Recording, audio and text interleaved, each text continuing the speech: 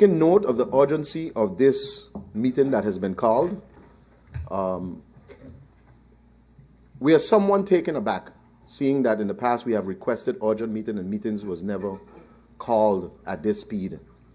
Our faction is going to monitor moving forward urgency meetings that is being called, where the support is going to come, where it is concerned. But we are very much so taken aback concerning the urgency that this meeting is called, while other meetings in the past have not got the urgency that we felt was very much urgent.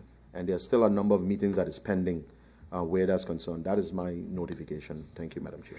Thank you, MP Franz Richardson.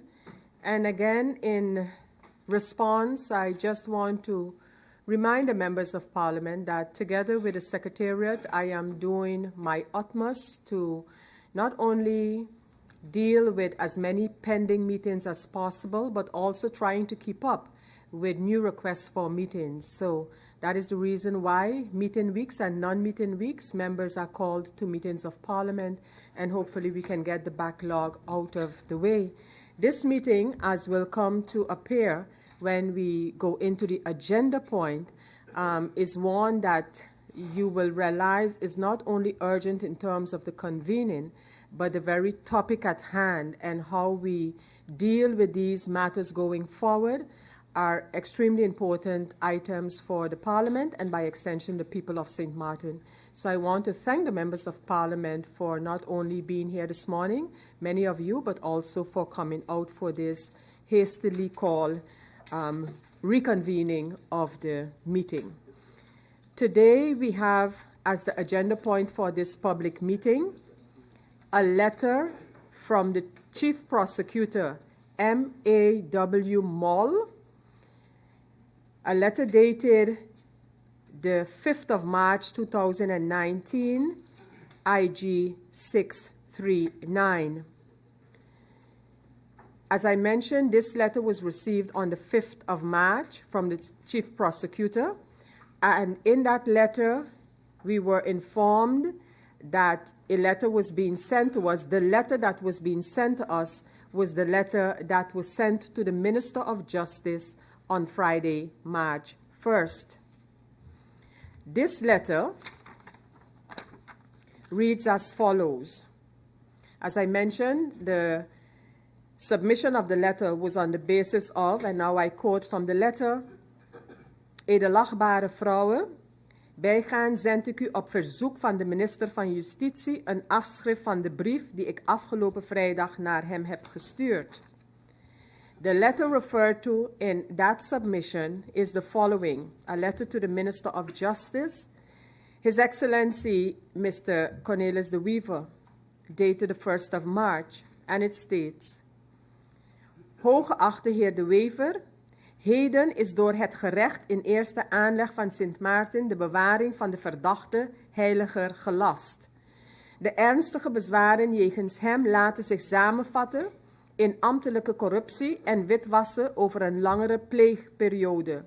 Met deze beslissing van het gerecht is voorlopige hechtenis aangevangen. Op grond van artikel 50, tweede lid van de staatsregeling voor Sint Maarten is een rechtsgevolg hiervan dat het statenlidmaatschap van de heer Heiliger van rechtswege wordt geschorst. Het leek mij verstandig u hiervan op de hoogte te brengen. So far, the letter of the Chief Prosecutor to the Minister of Justice dated March the 1st. Loosely translated, it states as follows. Today, the court in first instance of St. Martin has given the order for bewaring of the accused, Mr. Heiliger. The grave objections against him can be summarized as corruption and money laundering over a long period. And with this judgment, the court has ordered the so-called voorarrest. On the grounds of Article 50, Paragraph 2 of the Constitution of St. Martin, it is stated that the Member of Parliament, and in this case, Mr. Heiliger, is officially suspended. Article 50, Paragraph 2 of the Constitution prescribes two grounds that lead to the suspension of a Member of Parliament. In the first instance, if there's a Member of Parliament who is in pre-trial detention. The Constitution does not define the term pretrial detention, but seeks to join the criminal code in this context. It is therefore up to the criminal authorities to establish that a member of parliament is subject to pretrial detention. The second ground occurs when a member of parliament is sentenced to a so-called custodial sentence by a court of order. Both pretrial detention and judicial convictions must, however, concern certain categories of offenses. The offenses that Article 50 of the Constitution designates are mostly crimes against the public authority, violation of secrets, and official crimes. It goes without saying that a public prosecution office must immediately notify the Parliament of the pretrial detention either directly or through the mediation of the Minister of Justice. From the foregoing and my introduction, you would conclude that that has been done. Once the Parliament is informed, the procedure is to initiate to comply with the provisions of Article 50, Paragraph 3 of the Constitution, namely the appointment of a substitute member of Parliament. It is recommended that the Parliament determines on the basis of the information from the Public Prosecutor Office that a member of Parliament is suspended by law. This declaration is of a declaratory nature now that the suspension is already in force. The declaration is important for both Parliament and other constitutional bodies. There should be no ambiguity about the position of a suspended member of Parliament. The constituent legislator has also determined that he or she will remain in office, continue to enjoy his or her remuneration, but is prohibited from exercising the powers attached to the office. This way, his representative, his substitute, supervisory and legislative powers are suspended.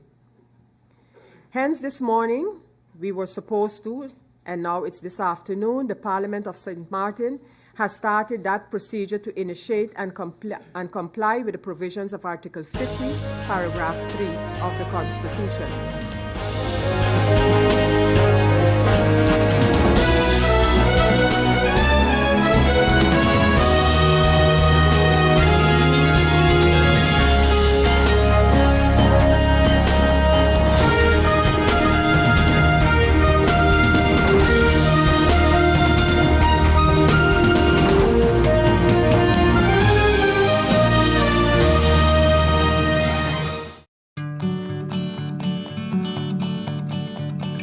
It's been said that behind every door, possibility awaits.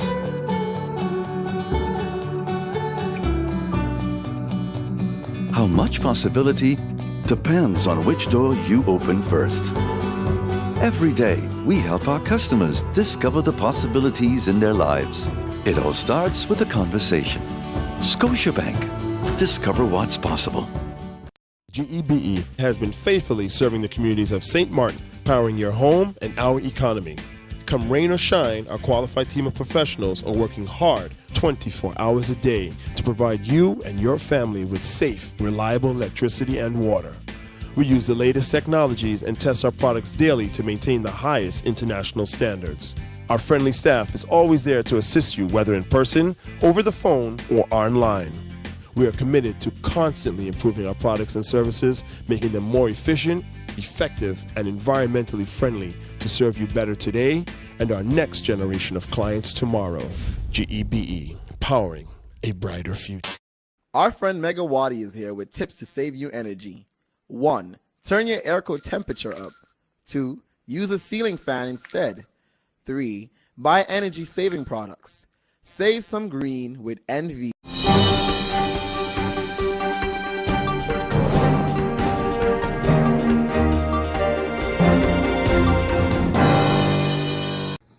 Madam Chair, I listened keenly as you read the letter from the prosecutor's office. And I also heard the name of the Honorable Minister of Justice, Minister DeWeaver. Can you give a breakdown in terms of how the process works, Madam Chair, in terms of the prosecutor's office sending letters to Parliament or via the minister? How does that procedure goes? Does it go via the minister to Parliament or from Parliament to the minister? What's the proper procedure that should take place, Madam Chair? Thank you. Thank you, MP Emmanuel. We don't have any other person wishing to speak on the topic. And to respond to MP Emmanuel, we have been advised, because the Parliament had the same question, that it is either or, either to or through the minister. So it could have come through the minister, which it did, to Parliament, and when asked about that, then the prosecutor also sent a letter from which I quoted. So there's no specific procedure. It has to be to Parliament. It has to be to the minister. In this case, it came from both. We had a little mix-up there. That's why I went ahead and answered before. But in the meantime, we have another speaker. We have MP Irian, to whom I give the floor at this time. Thank you, Madam Chair. Two questions. Why a public meeting? We're not voting on anything. So I was like, why a public meeting? Why not a CC, for example? And also, what next? I believe the public would like to know also. It's been a big thing in the media recently. So what next? Are there any more members who wish to speak? If you do, you would have to sign in the speakers list so that we don't. For the sake of the agenda point, MP Emmanuel, I will allow you to pose the next question. I mean, No, well, Madam Chair, basically it's just more like clarification now, because this is mainly geared towards the general public. Because my person have been receiving a number of calls from citizens, asking Chris, well, what happens next? Explain to me Article 50. Explain to me what does the 10, because, Madam Chair, we got to admit that this is something uncommon. We haven't reached this part as yet in our young democracy. We haven't seen anything like this, whether Parliament is an impasse, whether we can pass a law, whether we are legal or whether we are not. The general public, I believe, Madam Chair, has a right to know really and truly the crux and how things really functioning now. So basically, if you, Madam Chair, can lay out or give an explanation in terms of the process and what is happening and how and where do we go from here moving forward to the future. Thank you very much. And that'll be it, Madam Chair. Thank you, MP Emmanuel. Let me answer the questions in as far as they regard the Parliament and my role as chair of the Parliament. What happens next? The Parliament in this meeting, is basically declaring that the legal effect of suspension has entered, and the Central Voting Bureau will be informed. The Central Voting Bureau will have to act in accordance with Article 115 of the Electoral Ordinance to appoint this substitute member of Parliament. The Article 115 of the Electoral Ordinance stipulates how a next person in line on the slate of which the person is suspended, that person will then be the one who would be informed of their appointment, their substitution into that position. So the Electoral Council, after the Central Voting Bureau, after this meeting of Parliament, in which it will be established that Parliament has taken note of the communication of the public prosecutor, will then start its process in accordance with the electoral ordinance. The matter of Article 50 of the Constitution, I have elaborated on in my introduction, and there are a few things that I too have heard and been asked about. One, for example, with a member of Parliament suspended, what is the nature of Parliament? Parliament remains Parliament. What we need to ensure is that Parliament, as soon as possible, is brought back up to the constitutional amount of Parliament, and that is 15 members. How do you do it? Is the process that I just outlined. Following this meeting, a letter will be sent to the Central Voting Bureau. The question regarding public meeting or not, in the Central Committee meeting, the task of the Central Committee is clearly outlined, and basically to inform the meeting, the public meeting of Parliament amongst other things. So the choice definitely had to be for a public meeting, because Central Committee task is very clear in terms of preparing for a public meeting, except in some very specific cases, such as travel. There, yes, Central Committee is the final portal. So, so hope to have answered the matter, why public meeting, could it have been a Central Committee meeting, the matter, what is next, and then you have, after this, as I mentioned, communication, a letter will be sent to the Central Voting Bureau, and then once the Central Voting Bureau completes its process and informs Parliament, then you would go over to the credentials, etc. So after this meeting, it's the Central Voting Bureau, and then once they have done their task, then Parliament, next step would be with respect to the credentials of the member as put forward by the the Central Voting Bureau. I think that would then be the answers to the questions as posed. Members of Parliament, I want to thank you for your attendance and participation. I need to state here also for the sake of the public that it is something not done before as Parliament.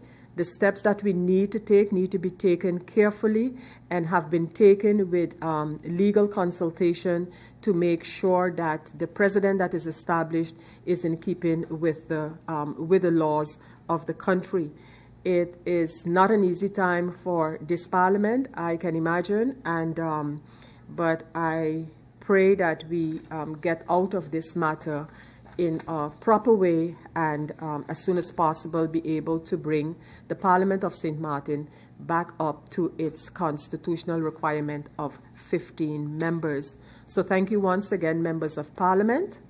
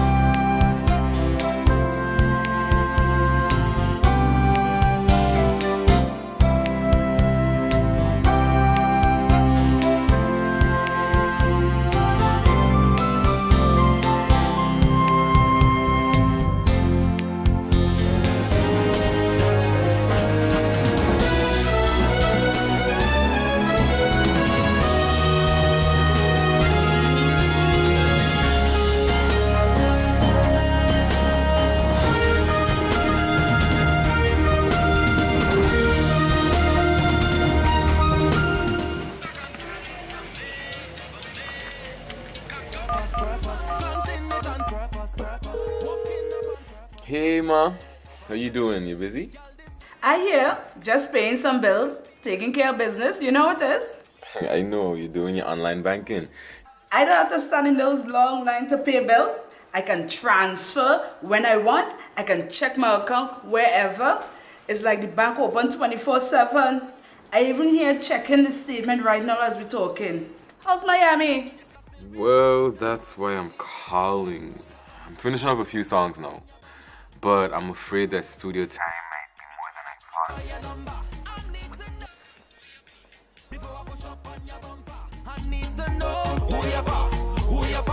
thought. And I was wondering if I could get some help with some funds, and I could pay you back as soon as I get back to St. Martin. Let me check my account. How much you need? I think 500 should be enough. I can transfer it to you while online. Direct from me to you. No problem. Great. Thank you so much, Ma. I'll get online with Viv now. Alright, Dad. You know who you're for? I need to know who you're for. Contact Wib today for your complete personal online banking experience. Available for all mobile devices, the Wynwood Islands Bank, now your online banking partner in progress. Who you for?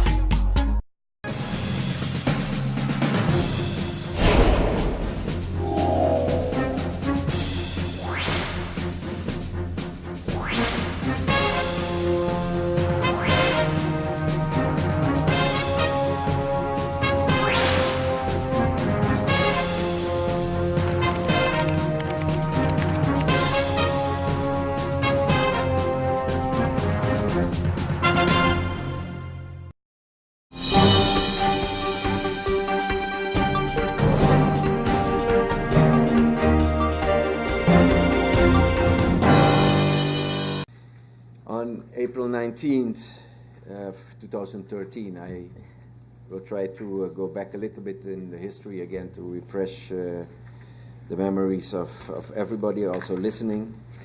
On April 19, 2013, the G20 countries, the finance ministers thereof, and the central bank governors endorsed automatic exchange of financial information as the expected new standard. They recognized that through the adoption of a common approach to automatic exchange of information, offshore tax evasion can be tackled most effectively while minimizing the costs for governments and financial institutions. With the strong support of the G20, the OECD, together with the G20 countries and in close cooperation with the EU, European Union, and other stakeholders, has since developed the standard of automatic exchange of financial account information. St. Martin was urged to commit to this standard and committed after taking into account the negative consequences of not doing so. Based on existing legislation, the St. Martin government cannot currently fulfill the obligations resulting from the aforementioned agreement. In the absence of legislation, local financial institutions are not authorized to automatically provide the government with information from account holders available to them. For this reason, the draft national ordinance amending the national ordinance on general taxes with regards to international obligations contains the high-level collection and annual reporting requirements, such as the scope and provisions to enable the subsequent introduction of the more detailed reporting requirements. Madam Chair, on May 15th of 2018, I presented this draft ordinance in the Central Committee to be debated upon, and questions were asked and answered. And on September 26th of 2018, this draft national ordinance was presented in a plenary session for public handling, as you mentioned before. But during this session, a motion to suspend the handling of this legislation was passed, pending further clarification of the Common Reporting Standard. Assistance of the Global Forum of the OECD was sought to address Parliament regarding the content, the validity, the urgency and importance of CRS and the corresponding consequences of non-compliance. The OECD agreed to assist, and on December 11, 2018, Mr. Radhanath Housden, a representative from the OECD, addressed Parliament regarding their concerns. Mr. Housden informed Parliament that the OECD Global Forum does not decide what happens to St. Martin in the event that the CRS legislation is not approved by Parliament. The function of the Global Forum is to report information of the status to the peers, and the peers decides how they interpret this. Besides the peers, the G20 initiative and the EU initiative also decides what they do with this information. According to Mr. Housden, it is already a fact that St. Martin is late, and he advises to get the legislation implemented as soon as possible. Other jurisdictions would want to know that other payers are also delivering on their commitments made in good faith. Given the G20 criteria, CRS information exchange should have been realized by September 2018. However, due to the hurricanes, St. Martin requested an extension until 2019. And due to the fact that St. Martin has not completed the requirements to implement the AEOI standard as committed to, St. Martin will consequently be reported by the OECD as a jurisdiction that has not satisfactorily implemented the tax transparency standards according to the criteria set by the G20 leaders. The list of non-cooperative jurisdictions will be published mid-2019, and St. Martin will be on that list in worst-case scenario. The longer the required CRS legislation is not implemented, the longer St. Martin will remain on the blacklist of the G20 and EU, amongst others, with all negative consequences that it entails. Mr. Housen also advised St. Martin to make some form of information exchange by 2019. The consequence of non-compliance is being blacklisted by the OECD and the EU. This blacklisting entails the following: reputational damage. Investment banks around the world will not finance projects in St. Martin, and countermeasures of, among other CRS countries. Currently, it is not clear what these measures will be, however.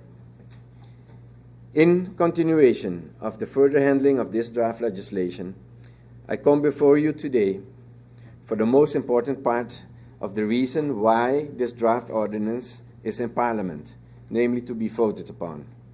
I cannot stress enough, Madam Chair, the importance of the approval of this draft ordinance, but this is ultimately in your hands. I implore you to vote in the interest of St. Martin and its economy and approve this draft ordinance. I thank you very much.